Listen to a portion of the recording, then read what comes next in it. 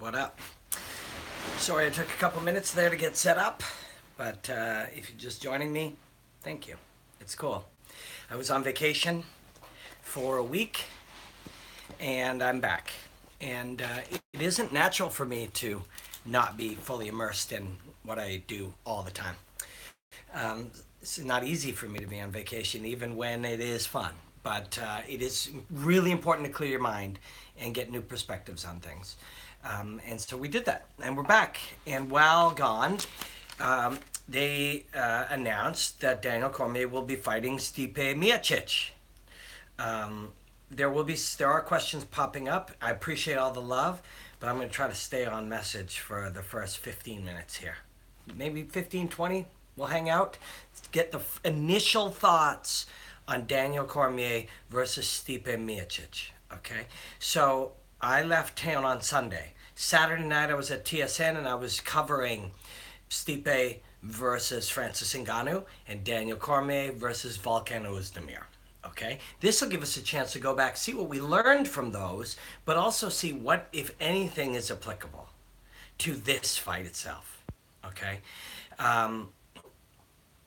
Both those fights were fascinating. I think I was able to analyze them going into it a lot. I think the most in depth, I chatted on Submission Radio. It is a podcast out of Australia where we talked in depth, in particular, about Stipe Miocic versus Francis Ngannou. Now, this is an example of how our understanding is the way that we look at categorizing fighting is often flawed, because a lot of the things that happen, we treat them as if these are permanent attributes. That Francis Ngannou has amazing power, and I saw people were asking, is Stipe fast enough? As if somehow my speed versus your speed is a way that fighting happens, and it just isn't. There are times where I'm throwing a punch and you're throwing one, and who gets there first, but it's still not speed versus speed. It's not power versus power. It's not striking versus striking, or who's got better takedown defense. These are the mechanisms which television has used to create sound bites of something incredibly complex. And there are many, many layers, and it can never be truly explained in just who's the better wrestler, right? And there are a lot of reasons why, because in different fights, different things are happening. But we talked a lot about it in the Submission Radio podcast. You can go back and see it. Basically, the very biggest key to Francis Ngannou versus Stipe Miocic, and I'll quickly say, follow my friend Dr. Stu McGill. Okay, he on Instagram is at BackFitPro. He is one of the foremost authorities in the world about how your neurology, your spinal cord, your nervous system, your brain works and is trained and is expressed for athletes. So Francis Ngannou is a very unique athlete.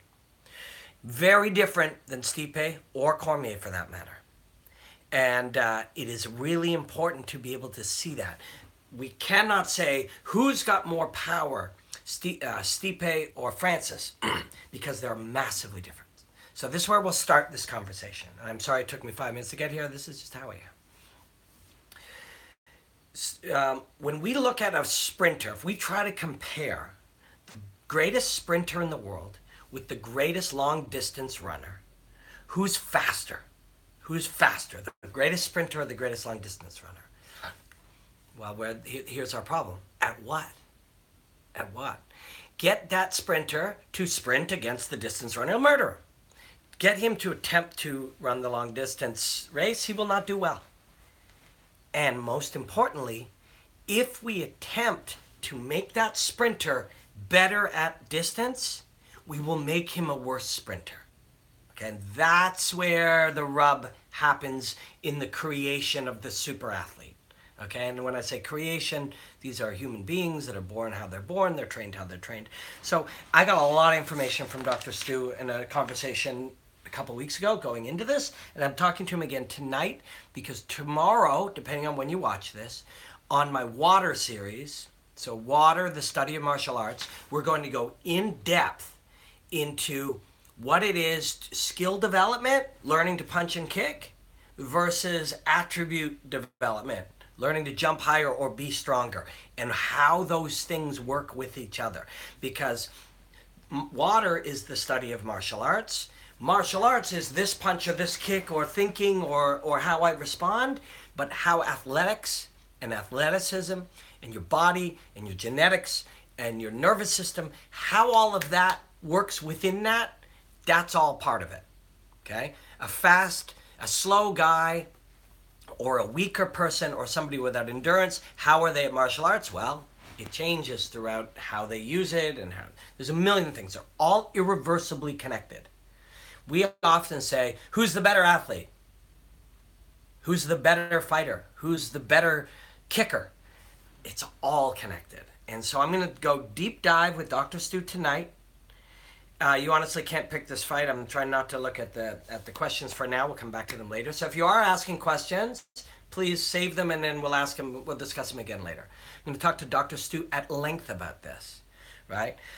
So there are different athletes. Francis Ngannou, the reason, boom, knocks people out, explosive. In those moments where you see what he does, how come he could do that to Overeem and other people cannot do that to Overeem? What is happening? What is he capable of? Is he stronger? Is he faster? Is he better? He's a different human being. So he is what you call fast twitch, right? So when we think of a sprinter, they're fast twitch. Now, some people will immediately go to fibers, fast twitch fibers. So meaning that the muscle is in and of itself has a faster twitch, where the long distance runner has what they call a slow twitch, okay? But it isn't muscle fibers. That's so incredibly limiting, because movement is thought. Movement starts with a thought. For Francis Ngannou to swing his leg out and throw that uppercut, that starts in the brain. And it isn't like, why can Francis do that and I cannot? Well, his muscles are different. No, his entire neurology is different. His entire neurology. To go from thought through brain, nervous system, all the nerves to expression, that is a fast twitch neurology. So he's actually, the process of making the choice, and you see it in fastball hitters all the time, that is faster than Stipe or Dan Cormier. It is. And I don't know that they'd argue it, and if they did, it wouldn't be for factual purposes. It would be for the audience responding to things and whatever. He is different. So there's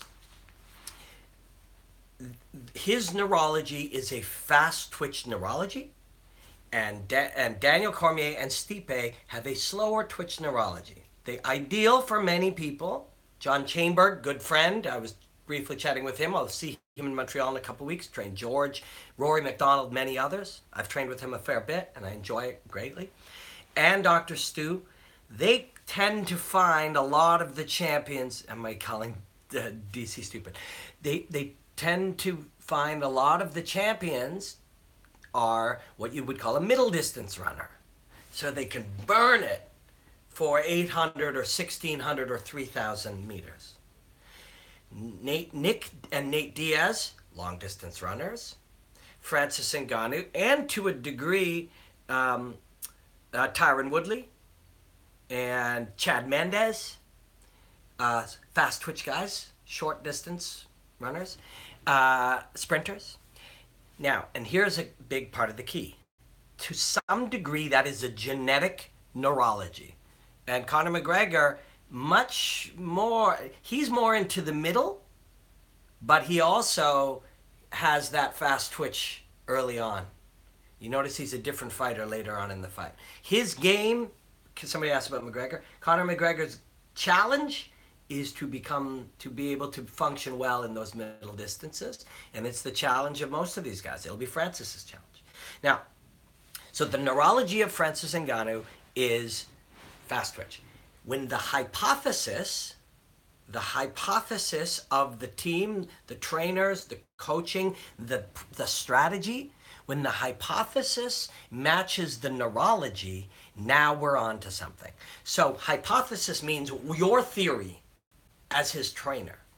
So, and Francis's trainer Fernand Lopez, brilliant guy, has seen thousands of the best martial artists in France and all over Europe. His hypothesis was this man is what they call, when we say nature versus nurture, genetically predisposed to be this way.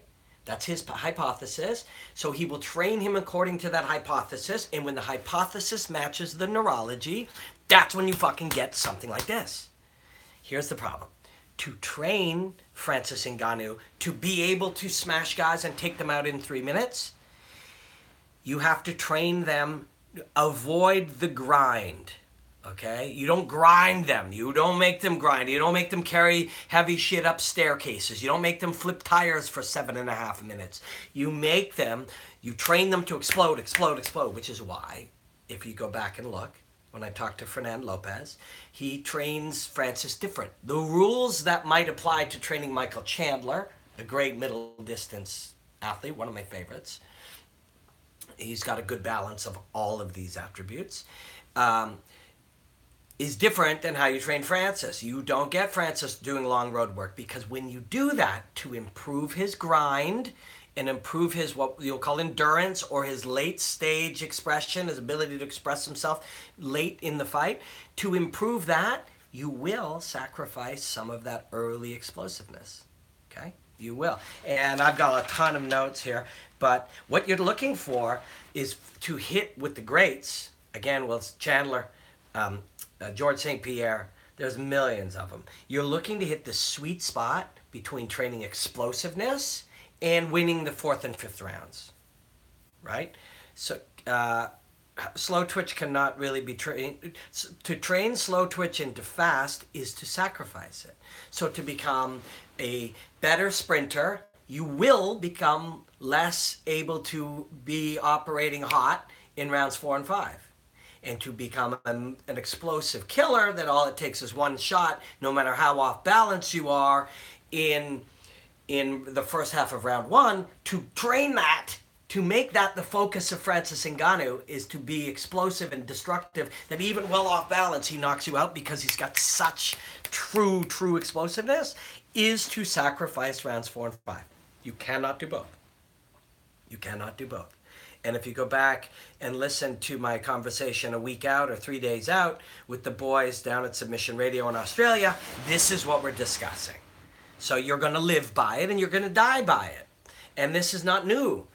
Kevin Randleman fought this way. Kevin Randleman trained this way. If you don't know who that is, he's one of the 1.0 guys. There have been fighters who believed in this for a long time. Also, what happens is there's something called hypoxia. So if I go in and I burn, there's a change in the environment of my body. If I can make us both hypoxic, both burning and sick and weak, maybe I can train to fight that way without sacrificing explosiveness. So all of this is real. This is science. I have talked to the highest level. Dr. Stu McGill is he's also a great friend and a cool cat. At BackFit Pro on Instagram, you can find him all over if you Google Dr. Stu McGill. This is the top guy in this field, dedicated his lifetime to it. Dedicated his life. Best athletes in the world have worked with him. And these are truths. And these are truths that exist. So when we say, who's got more power, Stipe or Francis? First 3 minutes, Francis got more power than anyone we've ever seen. Minute 12 or 14 or 17. Now bear in mind, go back and look. Stipe is tired as shit, burning. His lungs are filling with hot air. He's feeling a burning in his muscles as all of the lack of oxygen and all the byproducts of all that hard work, it's killing him. But he's able to, because he trains the grind, because how to train Stipe, the hypothesis matches the neurology. So you were like, we're going to train him to grind. Stipe is kind of finding that middle ground. So if Francis landed a big one in the first 3 minutes, everything I'm telling you would be true, but the result would be different. And the argument would be, well, we got to train guys to kill in the first 3 minutes. But then he'd fight, let's say Francis fought Dan Cormier. Cormier is very much like Stipe. He's not going to be able to explode and destroy like Francis does in the first couple of minutes, but as it wears on, Dan is going to be able to operate in a compromised state far better than everybody else. So if you took Stipe out of that fight and put Daniel Cormier into that fight, the strategy would be identical. The strategy would be identical. Quite simply, don't get killed in the first 3 minutes, and then go in and fatigue him. Change his body, change the way. And it isn't just his body's tired, he can't lift his arms. His brain is tired. His brain, the CPU, is tired, right?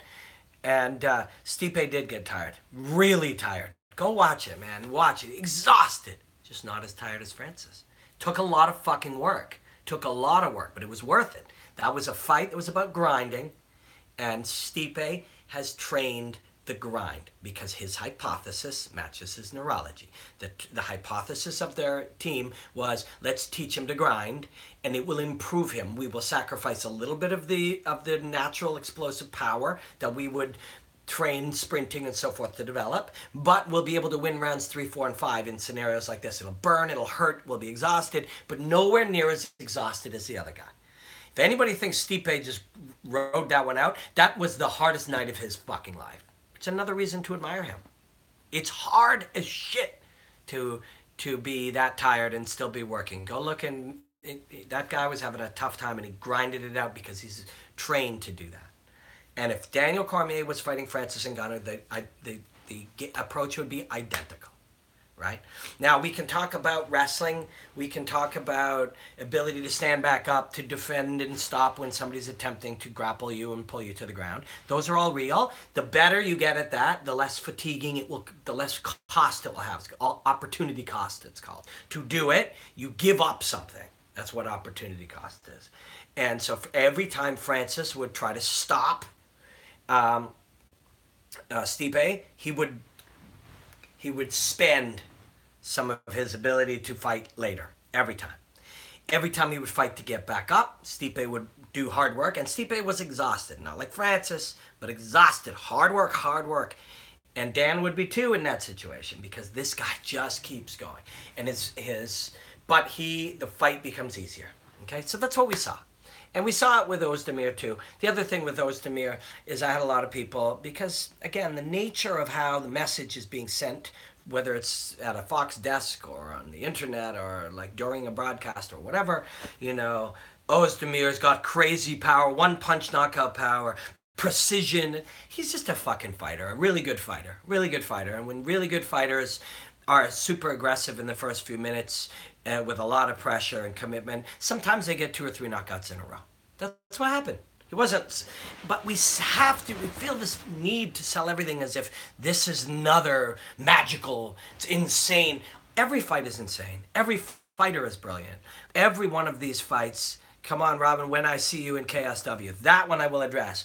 Go reach out to KSW. I want to be down there in Poland, commentating at Third Man in the booth, we're in discussions. I'm in discussions with KSW to do some work for them. I love KSW, man. Mamed Khalidov, there's so many good fighters over there. Big show. So I think that'll be happening this year. But every single fight is brilliant. Every fighter is something special. Yet we feel the need and we've never seen power like this before. He lands on Misha's temple. He lands on, what's his name from Manoa, hits, bangs up. Those are all real. He landed, boom, knocked the guy out. But you take 400 fighters, 1 or 2 of them are going to get 3 first-round knockouts in a row. What's his name? Brunson, I think, had 4 or 5 out of 6 fights. Is Brunson the most technically sound? Does he have more ungodly knockout power? No, he's just a really good fighter. And that is one of... Getting 3 or 4 knockouts in a row is one of the possible outcomes when you fight 4 times in a row. So, Dan Cormier, on the other hand, is one of the great fighters ever. Ever. And so, it was quite simple. If Oezdemir didn't take him, it was the same fight almost. Only Francis is genetically and neurologically and strategically structured in such a way that if he touches you once, he finishes you. Oezdemir was a very good fighter who delivers a lot of power, who's actually probably could make 185 pounds. And that fight, was dangerous because every fight is dangerous, but it wasn't uniquely dangerous. Anthony Johnson, those fights were more uniquely dangerous, but those ones DC was able to win psychologically. He won those fights psychologically. He won this fight strategically and with skills. Stipe won that fight by matching the neurological approach to fatigue with the right strategies. One, if I work just as hard as, if I'm Stipe and I work just as hard as Francis Ngannou, he'll tire more than me.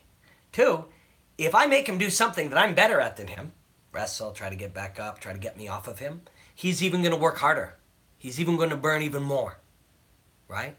So now I'm burning him because my physical and mental and neurological makeup is such that if we keep both grinding, it'll be bad for him. Plus, we're doing something that burns me this much and burns him this much. So we're going to take over. So it was very smart, very tough though. So what does all this mean for Stipe versus Daniel Cormier? Everything Stipe did against Francis Ngannou, as far as strategically how to use the guy's advantages and disadvantages physiologically against him, all irrelevant against DC.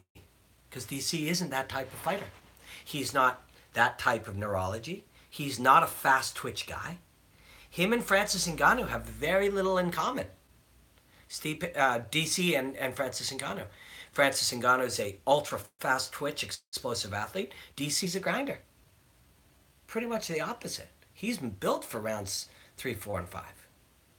Francis Ngannou wants to keep space. DC wants to take space away. Francis Ngannou, wants to be able to disengage and hurt you for chasing him or push you back and hurt you. Dan, okay, they're happy to do it, can do everything, but Dan will be at his best with a body lock on you. The opposite. It's the opposite fight. Francis Ngannou is immense. Cormier, a little smaller. It's almost the opposite. Almost every way. This is a hard fight for Stipe. Very hard fight for Stipe. Dan, and I'm taking it from Dan's point of view now. Dan, to me, is undeniably one of the greatest fighters ever. Stipe is probably one of the greatest fighters ever. That's why this fight's so fucking good. That's why this fight's so good. So Dan, also you talk about he's much smaller. Bigfoot, and way more importantly, Josh Barnett. Go back and watch Daniel Cormier. Go on Fight Pass. Go on Fight Pass. My friends over at Fight Pass, and watch Daniel Cormier versus Josh Barnett. Barnett was 260, a brilliant grappler, wrestler, a modern thinker, devastating to have him have a hold of you. And look what Dan did to him. Look what Dan did to him. So this, and again, when we say, who's the better wrestler? Who's the better wrestler tired? Who's the better wrestler dominant? Who's the better wrestler with some psychological advantages in the fight? Who's the better wrestler when one can breathe and one can't? It's never that simple, right? So what have we learned? We learned the importance of the physiology and the neurology, and we learned that everything that made Stipe brilliant in that fight kind of not applicable to the Dan fight. The fatiguing his nervous system, the fatiguing his neurology, the making him tired, the out-grappling him, the closing distance, all of that is not the thing you want to do against Dan. Totally different fight, which is why it's exciting for Stipe. I talked a lot about how good Dan was. And this is the early one. We've got time, so we're going to go in a second and a third time, and we're going to go deeper. I'm going to pull some footage.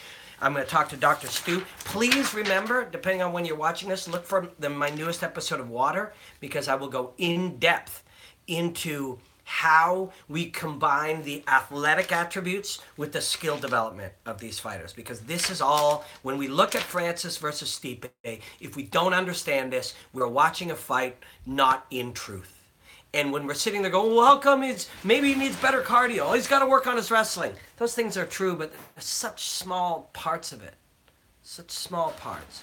So all of this, so I'll look at that tomorrow. Depending when you watch this, it might be up now. Water, the study of martial arts. We'll look at the martial artist as an athlete and the athlete as a martial artist. So, but this fight itself, what do we get? Well, Stipe also is brilliant. So the things, I'll try to leave you on this. And again, my apologies. I don't come in and just say this guy's a better boxer or this guy's a better wrestler. I think this guy's going to win by decision. I don't give you that. That's a television mechanism. These are figments created by television. These are not the truths of fighting. I'm trying to dig for truth. There'll be a few more years till I get to some real truths, but we're going to keep at it. So Stipe also brilliant. Stipe's game, we go back and we watch Stipe versus Roy Nelson. Obviously can't grapple and grip and throw and take down like Dan can, but some of the concepts are still the same. We want to draw Dan into open spaces and hit him, if you're Stipe. Do we want to wrestle with Dan? Of course, we're going to have to. And when we do, can we be on top? Sure, it could be done. We're certainly not going to run from it. We're certainly not going to be afraid of it, but we're not going to seek it out either. And if we do, it's only to make Dan see that we're not afraid of it. Because the game is there to be won in the open space against Cormier. Cormier puts a lot into things. If we make him miss and hit him, that's going to be our best strategy. But Cormier will grind through anything. If you're not a Dan Cormier fan of him as a martial artist and as an athlete and as a human, maybe you haven't looked deep enough. Because to watch him will his way through things, combining the beautiful skills that he has, but with a mindset that he's got to get it when he's got to get it, and that he won't give up, and it's all there, man. Dan Cormier, it's all there. And Stipe Miocic is one of these great athletes. It's been an honor to study him as he's come up. And how he moves his feet, if it is on a Dominic Cruz-like level, Dan Cormier, brilliant, understands the whole game as he's moving his feet and his body, connecting his head. That's another thing to watch for. Go back and watch. I talked to Alex, who is one of Stipe's coaches, boxing coach. We talked about how he trains Stipe when he throws things to pass his head in different areas. So a lot of guys, 1, 2, slip, bang. Stipe will throw something and then the head will pass in different ways. So if you're Cormier, you got to look at that. Find some, because the places where there's normally a head passing, Stipe's head is not passing in those places. So a lot of the times where the combination comes is where we expect the head to be. And when Alex and Stipe work on his punching and moving, his head passes in places that it isn't normal. So when Dan throws the normal punch on Francis, why did Francis not land in the same way? Because places where Francis is going to land, Stipe's head isn't there. And that's by design. They've created irregular pathways for his head, right? As he punches and moves and steps. That's going to be a challenge for Dan. If Dan starts hunting him, that's when he lands on Dan. So it's almost an opposite game plan for Stipe. And again, generalizations like we don't want to wrestle with him. We don't want a great athlete thinking that. We want a great athlete knowing we can hang with this guy wherever we need to. And if and when we are grappling, we are fully committed to grappling. And every now and again, if this guy really starts forgetting about it, let's take advantage of it. But for the most part, in space is where Stipe will look to have advantages. Making Dan chase him, stepping off on different angles. Okay, so that's all we got right now. All we got right now is what we gathered from the other two fights, where these two guys are at, the beauty that is this level, the things we can learn along the way that'll be applicable to fights in a year and 2 years and 5 years, because that's important to me. I don't want to just go in and every time we discuss it, who's the better wrestler, who's the better striker, who's got better cardio, that's not, why the fuck would we do that? Like 5 years from now? Because most of those things are not true. Most of those things are not how it's really unfolding. Those things are figments and mechanisms created by television. And I know it because I've been there. I had producers tell me straight up, no, I need you to be a little more controversial. No, you're showing two sides. I just want you to pick one and tell me how it's going to go. And I'd look at them like, but I don't know. The more I study, the less certain I am. And that's a beautiful thing. It's a gift. It's the gift I'm hoping to offer to you guys. Is let's shake off that idea of, the who you got. Oh, I got this guy's too dangerous. Yeah, this guy by decision. That's a television thing. That's not real life. It's not real life. That's not how it's not how the fighters talk. It's not how the coaches examine it. It's It's not how the high-level minds are looking at it. And that's just how these old, ancient mechanisms are telling us to do it. And then we do it on Twitter, and then we all go through the motions, and we feel like we're talking. We're not. But we're going to go deeper into this one. Please watch for my Water, the study of martial arts. Coming out, we're going to combine athletics and artistry and see where we can go with that and how we can find a way to bring it into something more useful for all of us as fight fans. Also, please follow me on Instagram. I'm doing 1-minute breakdowns, and they're really fun to do. This long form, this is where we're going to meander. Sometimes we'll come up with nothing. Sometimes we'll dig and dig and dig and get nothing. But then we'll know that hole was a waste, and we'll move on and dig a new hole. But so those are the long forms, but I'm doing these 1-minute ones too, and I'm having a lot of fun. I am having a lot of fun. So please follow me on Instagram, Robin Black MMA, and let's do 1 or 2 questions before I go. It's been 30 minutes. It's been a real fun time hanging with you guys. Let's have a coffee and do a question or 2. Anybody got anything? Quadrex, really enjoyed this. Your 1-minute breakdowns are great. Thanks, man. I really appreciate it. The 1-minute ones are fun. My buddy Dinislam, you can follow him, Dinislam_Maverick in Russia. He's been cutting up some video for me. What record player do you have? I forget. It's a decent one, but not the greatest. You're the breakdown king. Thanks.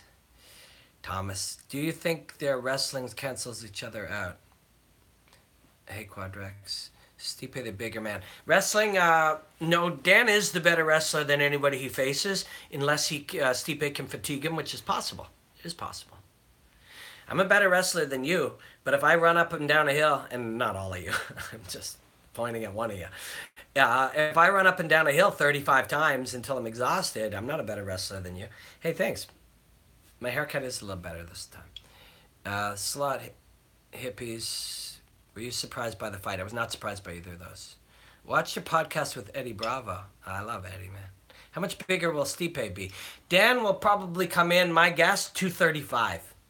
I don't know what Stipe's weighing. 250? 245? Can Stipe knock out Cormier? Yeah, sure he can. Robin Black. Hey, Robin, keep up the good work. What do you make of weak-ass pay-per-views lately? I think, honestly, we're still telling the same story over and over again, and I think we're trapped in it. And I think if we say, oh, and the winner of this will get a title shot, we've heard is it the same value at the 640th time as the last time? No. It'll be an epic thing. Like, I think we're treating and I don't mean this disrespectfully. I know there's great people working in it. This is part of what it is to have a reproducible system. It becomes hard to do, but I feel like we're treating the audience like they're stupid a little bit. We've been doing it too long. Why was Stipe getting caught by that? Sorry, I missed that. Would you like, oh man, a lot of questions coming by. I really appreciate it. Do you think light heavyweight will be the same situation with featherweight? Do you think Tony can get a dub if Khabib takes him down? I think Tony sub, I don't know, man. Robin, the room is great. Thanks. This is my hangout room. I don't know if Tony can get a sub. That's tough, man. Khabib, I'm having a hard time seeing it happen, but thanks, guys. Let me tell you this. I'm having a hard time seeing it happen, but Eddie believes it can happen, so they're going to train as if it can happen. Do you prefer gi or no gi? I prefer no gi, but gi is probably better for me, and I need the work, and I haven't worn a gi much in years, and I still have a blue belt after training for 10 years. So I should wear my gi. It'd be nice to progress in that way. But why was Stipe getting caught by Ngannou in the pocket? It wasn't getting caught too bad, or else he wouldn't be here anymore. His head was moving offline. You just don't want to stay in that range for any length of time. Nobody does. Nobody. Tony off his back. So I'll go back to that. Eddie believes that the first thing that's going to happen if you're going to submit somebody is you're going to fucking believe you can do it. You have to believe you can do it. You have to commit to it. You can't half-ass it. You half-ass a submission, you get passed. You have to do it with the true belief it can be done. And that's where they're starting. So that's what I could consider one last fight. I would, but it would have to be at 145 pounds, and it would have to be, everything would have to come together. Right now, I'm training like twice a week, and in the regular fitness gym 3 times a week. Do you think Conor would beat Habib? I think we all know how that would go. Either Conor would win in 4 minutes or Habib would win in 25. What makes Habib so endurance in wrestling? Lifetime. Position, understanding position, dominating with position. It's so natural to him. He could do it for 10 rounds because he's doing it right. And Tony's a scrambler. Habib is the opposite. He is all about position and control. But I don't think Tony is only... The word scramble is something we use when we don't have the word and it's happening too fast. I don't think there is any such a thing as a scramble. I think a scramble is a quick positional change. Any quick positional change that we don't understand, we call a scramble. And it's not really that. Anytime you're anywhere, there's a right and a wrong choice to make. And where are you training? I'm training over at Balance MMA over here sometimes. Then when my buddy Evan is in town, I'll train with him. I did some mitts the other day. I'm moving around a lot. I haven't settled into anywhere, but I think I will. Balance, I like to go up there. There's also a combat sambo class at Balance MMA in Toronto on Monday nights. Maybe I'll go tonight. Do you see a career resurgence in Jacare? I don't know that he ever went anywhere. He's a genius. Ngannou didn't get finished. Yeah, you know what? That's a really good point maybe to end on. Ngannou deserves a lot of credit, man. The burning, the pain. TriStar, yeah, I'm at TriStar whenever I'm in Montreal. I love it there. I love it. I learn a lot there. The pain and the burning,